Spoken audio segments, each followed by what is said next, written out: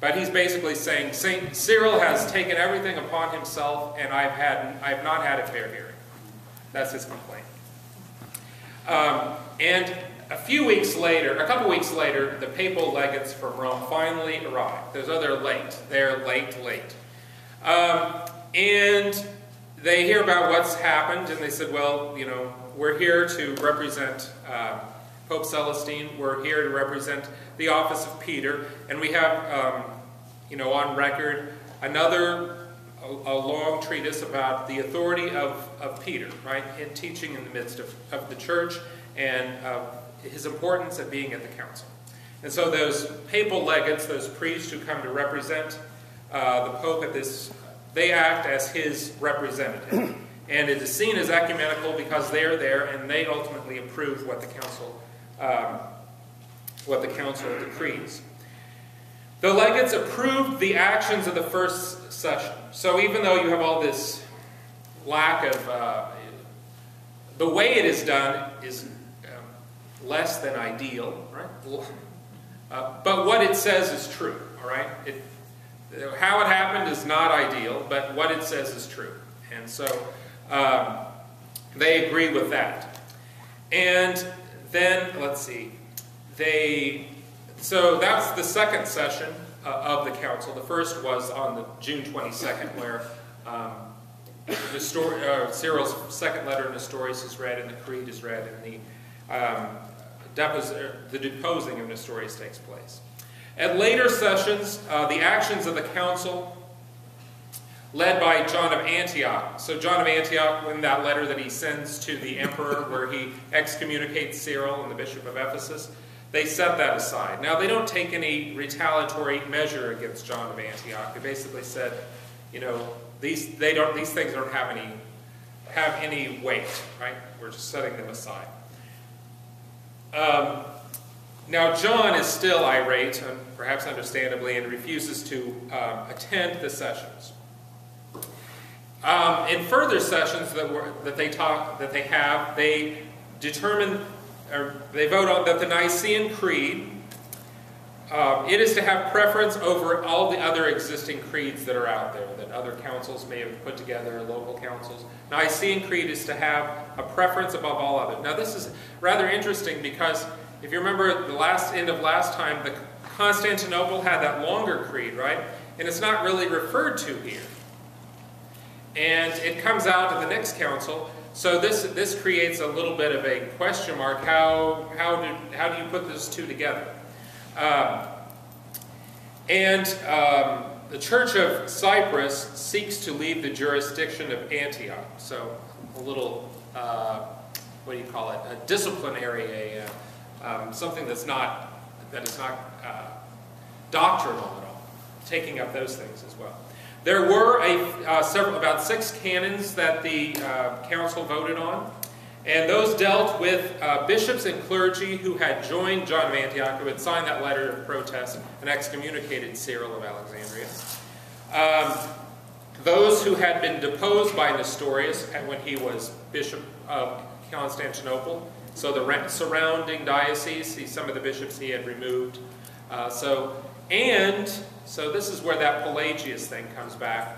A few of Pelagius' supporters had gone to Constantinople, and Nestorius had received them warmly and sent a letter to the Pope saying, "What's wrong? Why do you have a problem with these two?" So that put Nestorius initially on the suspicion radar screen. He couldn't figure out what was wrong with these two. There's probably more problems. So the supporters of Celestius the Pelagian, the promoter of Pelagius, that we're saved, we can be saved simply by our own will, all right?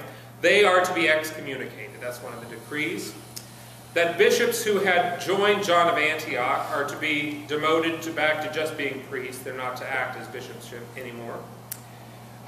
Clergy that have been deposed by Nestorius, so bishops who've been sent into exile and priests who've been sent away from their ministry, are to return to what they were doing before. And those who were adhering to Nestorius' teaching, and remember, what is Nestorius' teaching? That it is improper to say that Mary is the mother of God, and to say that Christ, explaining how Christ is, how those two natures are one, right? That is rejected. Those are clergy who adhere to this are to be deprived of their office, deposed, and clergy who attempt to obstruct the decisions of the council are to be deposed and laymen excommunicated. Now, this would have been enough confusion and enough drama had the return letters not come back from the emperor, Theodosius, where it was the game of telephone where you tell someone one thing is told again. It's a historical example because when it comes back, it is obvious that there was utter confusion on the other end. He sends a letter to the Pope as if the Pope is present, and he's not. He sends a letter to the Archbishop, to the Bishop of Thessalonica, as if he is present, and he is not. He sends a letter to St. Augustine, who is now dead, but he thinks he's present there. The emperor agrees with the deposing of Nestorius and Cyril and the Bishop of Ephesus, thinking it all happened at the same time. So just utter confusion from his point of view, and no one knows exactly what to do. So they appeal to him again, and this delegation is sent up there. And the emperor is so confused, he just says, the council's over, you're all going home, it's over. And that's basically how the Council of Ephesus ends, is kind of a state of confusion. But the papal legates signify by their presence there that this is a council, right? And what it taught is true, even if there's all this chaos going on and exactly who's going where.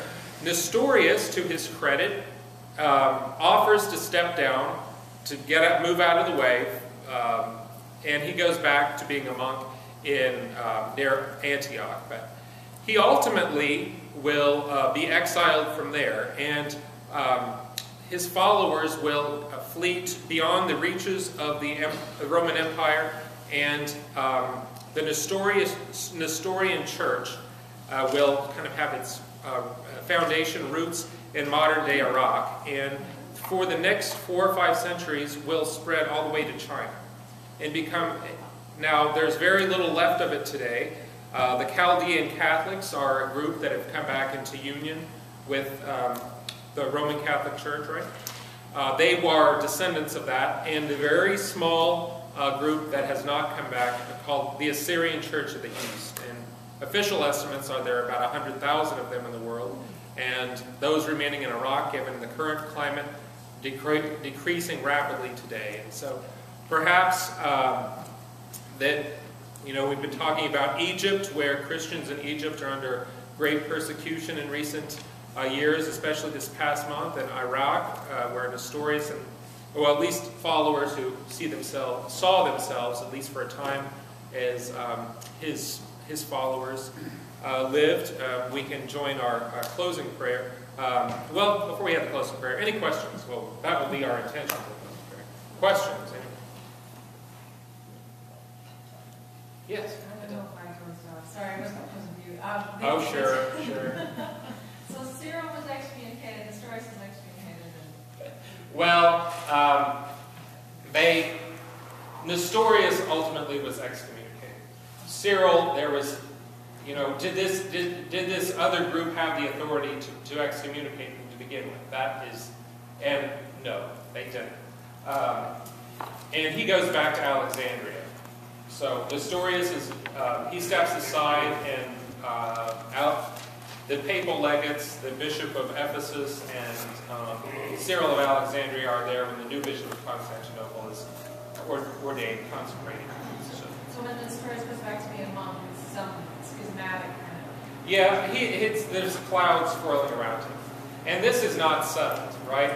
The emperor says, I have no idea what to do, it's all dissolved, it's closed. But it doesn't go away, and that's why we have another council in 20 years, which we get to next week. So there are all these questions. What about those 12 anathemas that Cyril wrote? Where do they stand? They were presented